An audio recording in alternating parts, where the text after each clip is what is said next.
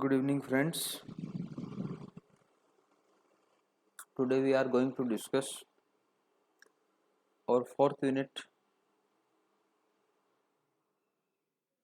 The name of topic is Sales, Function and Duties of Sales Department, Sales Promotion, Advertisement and Service after Sales. जैसा कि हम पिछले chapters में पढ़ा था कि कोई भी ऑर्गेनाइजेशन होता है उसमें अलग अलग डिपार्टमेंट्स होते हैं।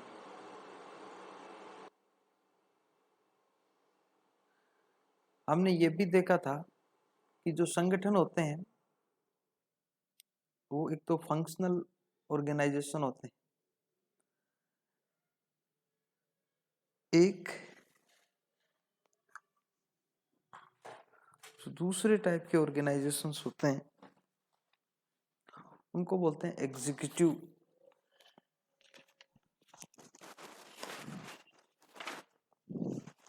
ऑर्गेनाइजेशन।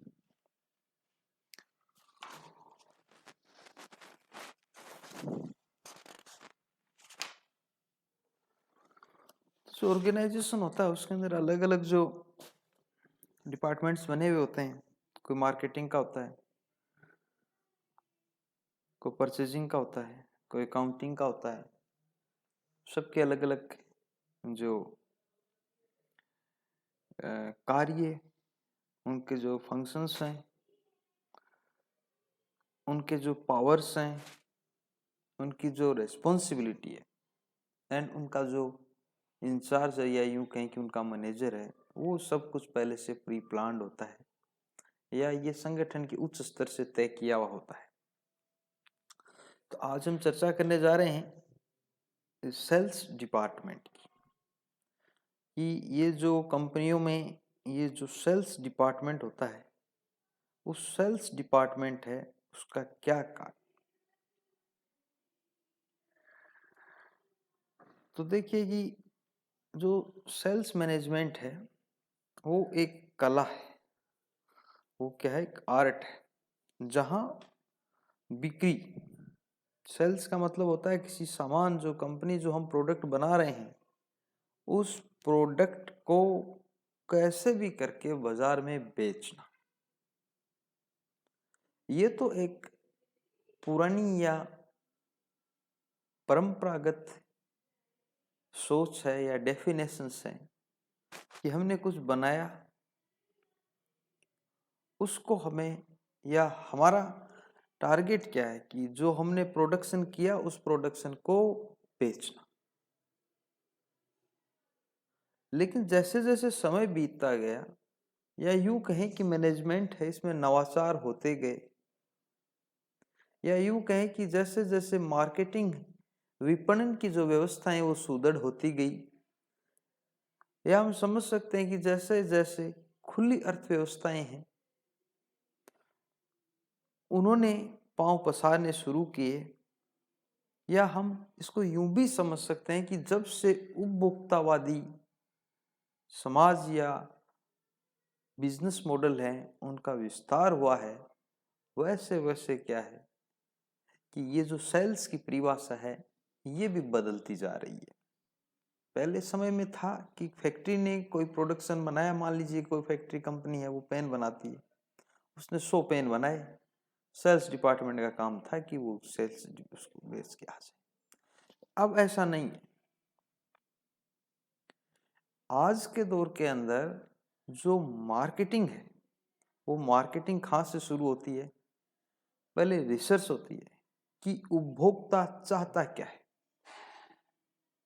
कस्टमर क्या चाहता है, व्हाट कस्टमर डिजायर्स, उस उपभोक्ता की क्या इच्छा है, उसके अनुसार कंपनी प्रोडक्ट्स हैं उनको डेवलप करती है, बनाती है।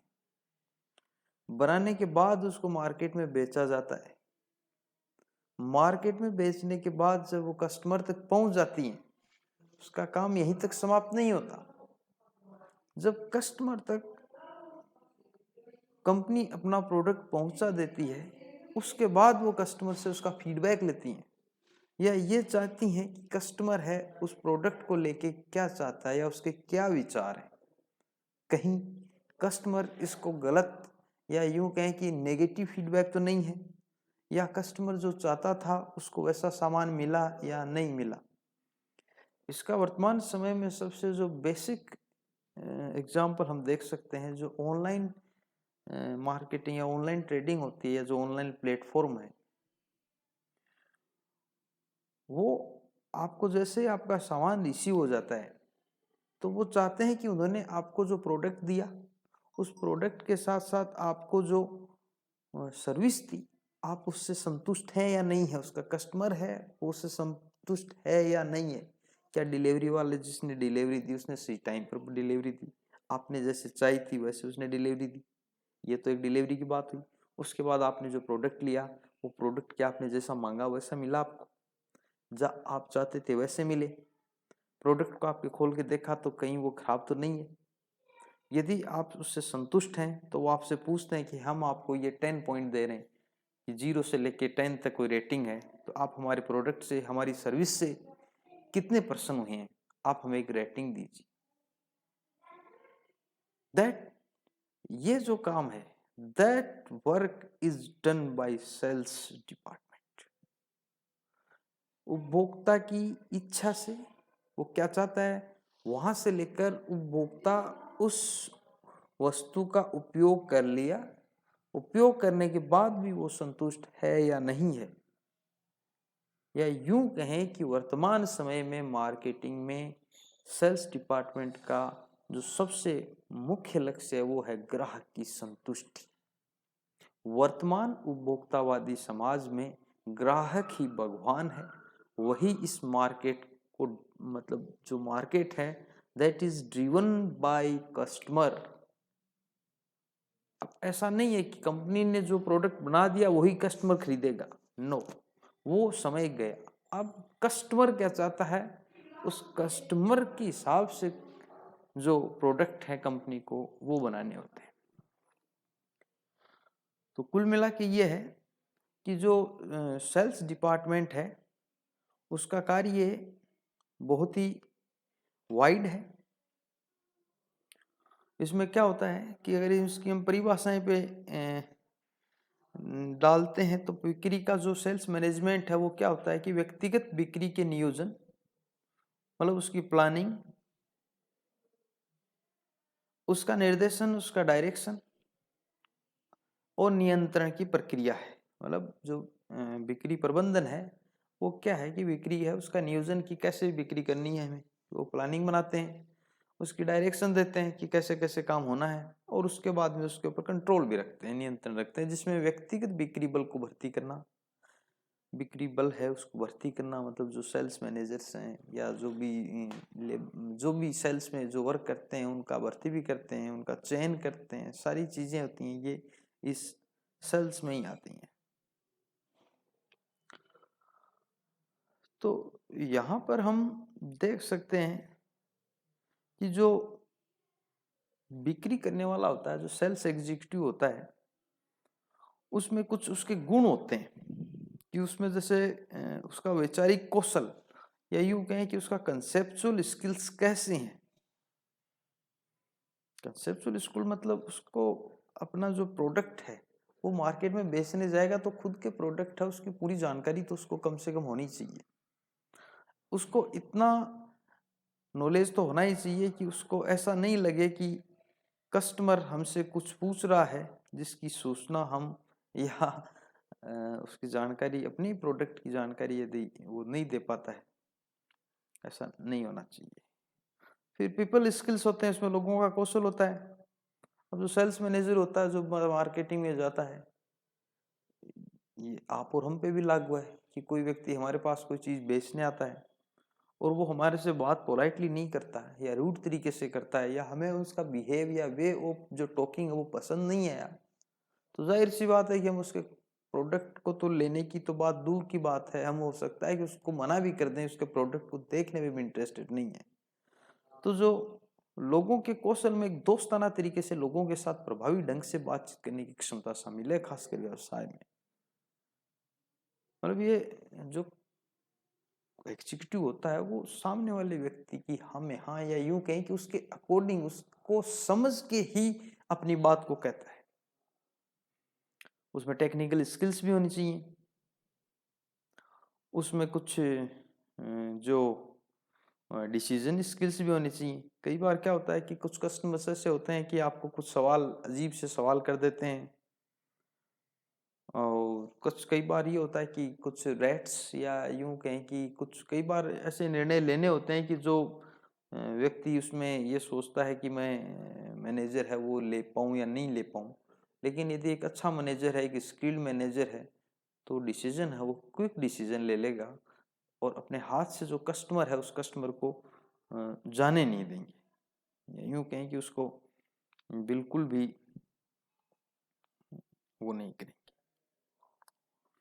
अब हम कहते हैं कि ये जो जो सेल्स डिपार्टमेंट है, या यूं कहें कि जो बिक्री है, इस बिक्री का जो प्रबंधन है इसका महत्व क्या है। तो देखिएगा, किसी भी संगठन को अपने लक्ष्य प्राप्त करने के लिए बिक्री प्रबंधन बहुत महत्वपूर्ण है। किसी विशेष उत्पाद के लिए ग्राहक की मांग को बढ़ाने के लिए हमें बिक्री के प्रबंधन की आवश्यकता है। इसकी जो सबसे पहला कारण है वो है, बिक्री प्रबंधन का पहला और सबसे महत्वपूर्ण महत्व यह है कि यह एक कीमत पर उत्पाद की बिक्री की सुविधा प्रदान करता है, जो मुनाफे का एहसास करता है और कंपनी को राजस्व उत्पन्न करने में मदद करता है। चूंकि कंपनी का जो सेल्स है वहीं से कंपनी का रेवेन्यू आएगा, तो जाहिर सी बात है कि कंपनी के राजस्व है उसको बढ़ाने में इसकी मदद करता है। यह लक्ष्य पर ध्यान केंद्रित करके और एक समय सीमा के भीतर लक्ष्य की उपलब्धि के बारे में एक रणनीति की योजना बनाकर संगठनात्मक लक्ष्यों और उद्देश्यों को प्राप्त करने में मदद करता है। बिक्री टीम ग्राहक वरीयता, सरकार की नीति, प्रतियोगी स्थिति आदि की निगरानी करती है, ताकि उसके अनुसार आवश्यक परिवर्तन किए जा सके और बिक्री का प्रबंधन किया जा सके। ग्राहक की पसंद की निगरानी करके विक्रेता ग्राहक के साथ एक सकारात्मक संबंध विकसित करता है, जो ग्राहक को लंबे समय तक बनाए रखने में मदद करता है। खरीदारों और विक्रेताओं दोनों का एक ही प्रकार का संबंध है, जो माल, सेवाओं और धन के आदान प्रदान पर आधारित है। इससे ग्राहकों की संतुष्टि प्राप्त करने में मदद मिलती है। बिक्री प्रबंधन एक संगठन से दूसरे में भिन्न हो सकता है, लेकिन कुल मिलाकर हम ये निष्कर्ष निकाल सकते हैं कि किसी संगठन के लिए उसके अल्प और दीर्घकालिक लक्ष्यों को प्राप्त करने के लिए बिक्री बहुत महत्वपूर्ण है। तो ये तो बिक्री प्रबंधन का महत्व था कि बिक्री का मैनेजमेंट है, या बिक्री डिपार्टमेंट है, या सेल्स क्यों होना चाहिए। अब बिक्री है, उस बिक्री का जो उद्देश्य क्या है कि बिक्री, ये जो सेल्स डिपार्टमेंट है ये हम क्यों बनाते हैं, बिक्री जो सेल्स डिपार्टमेंट क्यों बनाते हैं। तो देखिए, प्रत्येक संगठन का कार्य शुरू करने से पहले एक उद्देश्य होता है। हमें बिक्री के प्रबंधन के लक्ष्य है उसको समझने की जरूरत है। देखिए कि बिक्री के जो लक्ष्य हैं, मतलब प्रबंधन में बिक्री के जो क्या लक्ष्य, देखिए बिक्री की मात्रा, बिक्री की मात्रा, कोई कंपनी कोई सामान बनाती है तो कितनी क्वांटिटी में बनानी है और कितनी बेचनी है, ये पहले से टारगेट है, ये क्लियर किए जाते हैं, या यूं कहें कि इनको पहले से फिक्स किया जाता है कि यह एक निर्दिष्ट अवधि में किसी कंपनी के सामान्य संचालन में बेची गई वस्तुओं या सेवाओं की क्षमता या संख्या है। बिक्री प्रबंधन का सबसे बड़ा उद्देश्य राजस्व उत्पन्न करने के लिए बिक्री की मात्रा बढ़ाना है। कि बिक्री राजस्व हम बढ़ाने के लिए बिक्री है उसकी मात्रा को लाभ में योगदान, जो संगठन है उसकी बिक्री को लाभ में योगदान करना चाहिए, क्योंकि यह एकमात्र राजस्व पैदा करने वाला विभाग है। इसकी गणना कुल कारोबार में लाभ के प्रतिशत या अनुपात के रूप में की जा सकती है। निरंतर विकास, चूंकि ये एक प्रक्रिया है कि प्रबंधन जब जब बिक्री है उसके ऊपर फोकस करेगा, या यूं कहें कि जैसे जैसे बिक्री बढ़ेगी, बिक्री प्रबंधन का एक मुख्य उद्देश्य उपभोक्ताओं को संगठन है उसकी वृद्धि जारी करने के लिए बनाए रखना है। नए उन्नत सूत्रीकरण के साथ बाजार में किसी वस्तु की बिक्री और मांग का नियमित विस्तार होना चाहिए। अब इसमें इसकी प्रक्रिया कैसे होती है? इसमें सबसे पहले इसकी प्लानिंग की जाती है, उसके बाद स्टाफिंग की जाती है। स्टाफिंग का मतलब होता है उसके लिए कार्मिकों की भर्ती की जाती है, उनको ट्रेनिंग दिया जाता है, उनमें जो लीडरशिप है उनकी क्वांटिटी है उसको डेवलप किया जाता है, फिर उनको नियंत्रित किया जाता है। नियंत्रित का मतलब बिक्री कर्मियों को सौंपे गए कार्य की निगरानी यह जानने के लिए की जाती है कि संगठन नियोजन के अनुसार अपने लक्ष्य को प्राप्त कर रहा है या नहीं। नियंत्रण एक प्रक्रिया है जो इसके दायरे को परिभाषित करती है और संगठन के नियोजित लक्ष्यों के विरुद्ध वास्तविक प्रदर्शन को प्रदर्शित करती है। तो बिक्री जैसे सेल्स होती है, इसके जो प्रबंधन है उसके तरीके हैं वो अलग अलग हैं। जैसे डायरेक्ट सेल होती है, प्रो स्वरूप बिक्री होती है कि रूप की बात या रूप की आमतौर पर एक अभ्यास या दस्तावेज का वर्णन के लिए किया जाता है, जो समय मतलब कि उसको कोई ड्राफ्ट वगैरह दिखाया जाता है।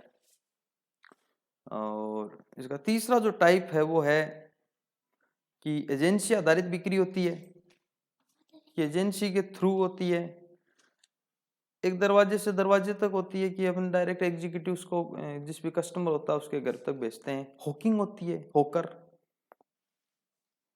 B2B बिजनेस टू बिजनेस होता है। इलेक्ट्रॉनिक बिक्री होती है। तो ये अलग अलग टाइप हैं इसकी बिक्री के। तो कुल मिला के इसका काम काफ़ी व्यापक है और देखेंगे हम नेक्स्ट वीडियो में। Thank you.